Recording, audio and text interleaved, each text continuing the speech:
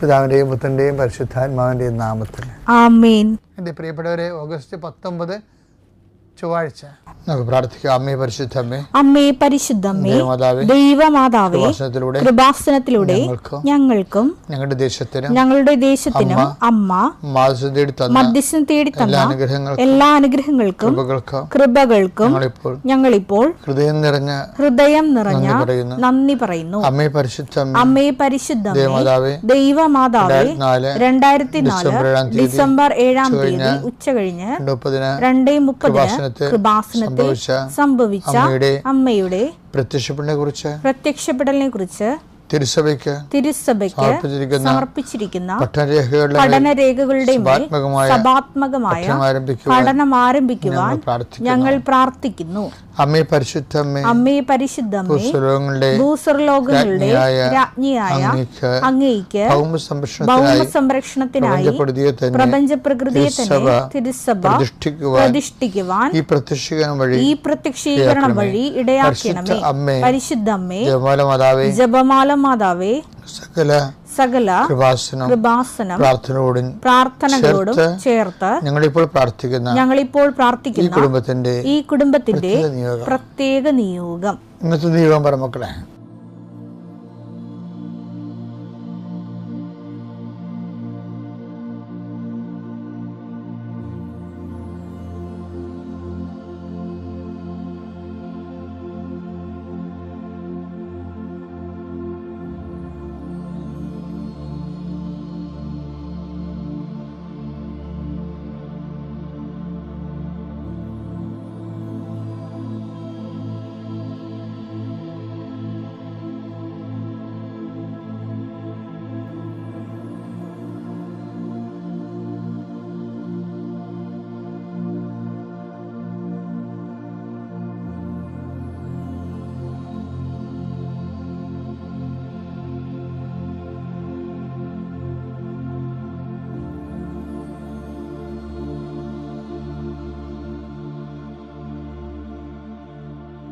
അമ്മയുടെ പ്രത്യക്ഷീകരണത്തിന്റെ ഈ അനുഗ്രഹവേളയിൽ ഞങ്ങൾക്ക് സാധിച്ചു തരുവാൻ കനിയണമേ. ആമേൻ. വിശ്വാസ പ്രമാണം. സർവശക്തനായ പിതാവും ആകാശത്തിന്റെയും ഭൂമിയുടെയും സൃഷ്ടാവുമായ ദൈവത്തിൽ ഞാൻ വിശ്വസിക്കുന്നു. അവിടുത്തെ ഏകപുത്രനും ഞങ്ങളുടെ കർത്താവുമായ ഈശോമിശിഹായിലും ഞാൻ വിശ്വസിക്കുന്നു. ഈ പുത്രൻ പരിശുദ്ധാത്മാവിനാൽ ഗർഭസ്ഥനായി കന്യകാമറിയത്തിൽ നിന്ന് പിറന്ന് പൊന്തിയോസ് പീലാത്തോസിന്റെ കാലത്ത് പീഡകൾ സഹിച്ച് കുരിശിൽ തറയ്ക്കപ്പെട്ട് മരിച്ച് അടക്കപ്പെട്ട് പാതാളങ്ങളിൽ ഇറങ്ങി മരിച്ചവരുടെ ഇടയിൽ നിന്ന് 3-ാം നാൾ ഉയർത്ത് സ്വർഗത്തിലേക്ക് എഴുന്നള്ളി സർവശക്തിയുള്ള പിതാവായ ദൈവത്തിന്റെ വലതുഭാഗത്തിരിക്കുന്നു.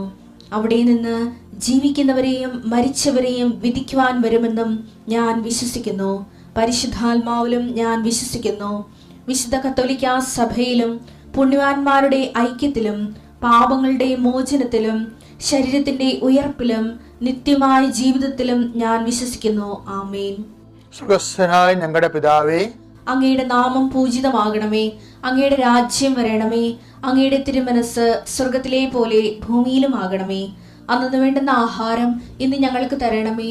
ഞങ്ങളോട് തെറ്റ് ചെയ്യുന്നവരോട് ഞങ്ങൾ ക്ഷമിക്കുന്നത് പോലെ ഞങ്ങളുടെ തെറ്റുകൾ ഞങ്ങളോടും ക്ഷമിക്കണമേ. ഞങ്ങളെ പ്രലോഭനത്തിൽ ഉൾപ്പെടുത്തരുതേ, തിന്മയിൽ ഞങ്ങൾ രക്ഷിക്കണമേ. ആമേൻ. നന്മ നിറഞ്ഞ മറിയമേ, സ്വസ്തി. കർത്താവ് അങ്ങയുടെ കൂടെ സ്ത്രീകളിൽ അങ്ങ് അനുഗ്രഹിക്കപ്പെട്ടവളാകുന്നു.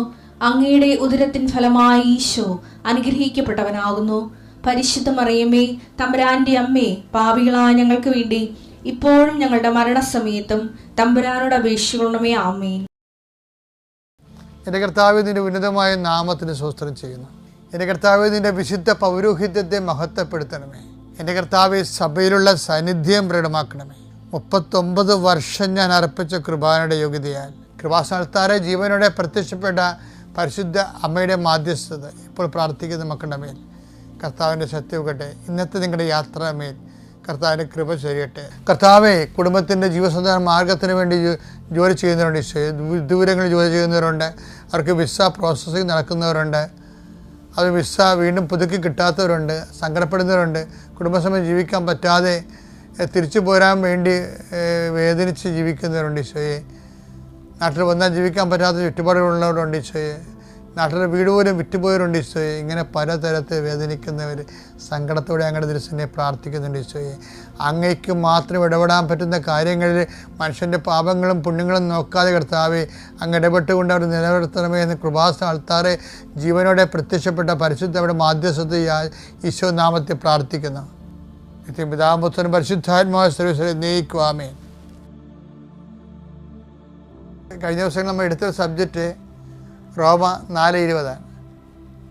അതായത് ദൈവത്തെ മഹത്വപ്പെടുത്തി വിശ്വാസത്തിൽ ശക്തി പ്രാപിക്കുകയും.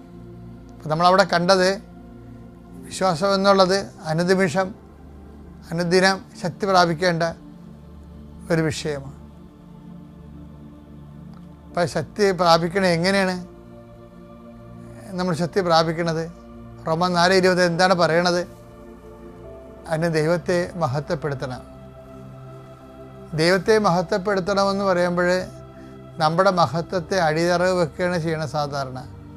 അല്ല യേശുവേ സ്വസ്ത്രം എന്ന് പറയണമല്ല ദൈവത്തെ മഹത്വപ്പെടുത്തുന്നത്. ദൈവത്തെ മഹത്വപ്പെടുത്തുമ്പോൾ എപ്പോഴായാലും നമ്മുടെ മഹത്വത്തിന് മങ്ങലേൽക്കുമെന്ന കാര്യം ഉറപ്പാണ്.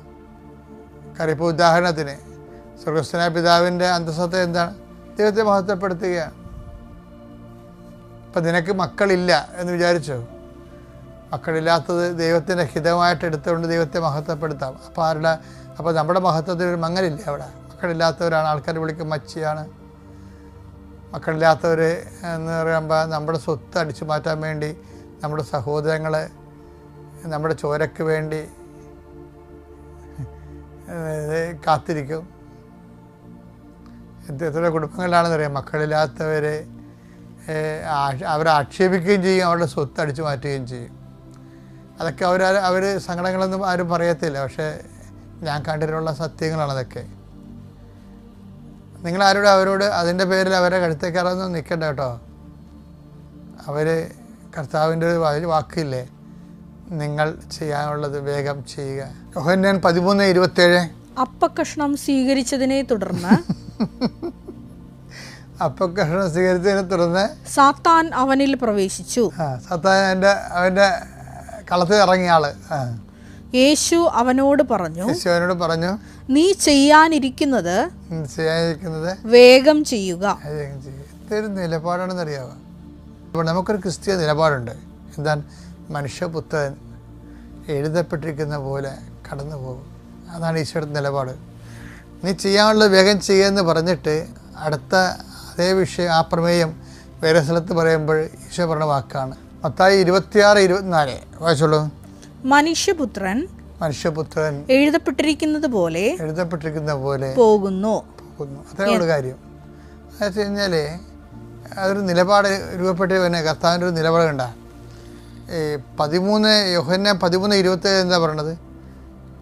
നെഗറ്റീവ് പവേഴ്സിനോടും ഇടപെടലിനോടും പറയും നീ ചെയ്യാനുള്ള വേഗം ചെയ്യുക എന്ന്. ഇതിൻ്റെ കൂടെയാണ് നമ്മൾ 26:24 കൂട്ടി വെക്കുന്നത്. എന്താണ്? നീ ചെയ്യാനുള്ള വേഗം ചെയ്യുക, മനുഷ്യപുത്രൻ എഴുതപ്പെട്ടിരിക്കുന്ന പോലെ കടന്നു പോകും. അത്യപൂർവ ദൈവാനുഭവങ്ങൾ ഇനി നിങ്ങൾക്കും സ്വന്തം. ഈ യൂട്യൂബ് ചാനൽ ഇതുവരെ സബ്സ്ക്രൈബ് ചെയ്തിട്ടില്ലെങ്കിൽ ഇപ്പോൾ തന്നെ സബ്സ്ക്രൈബ് ചെയ്യുക. ഈ വീഡിയോ ഇപ്പോൾ തന്നെ നിങ്ങളുടെ സുഹൃത്തുക്കൾക്ക് ഷെയർ ചെയ്തുകൊണ്ട് കർത്താവിൻ്റെ പ്രേക്ഷിതരാകുക.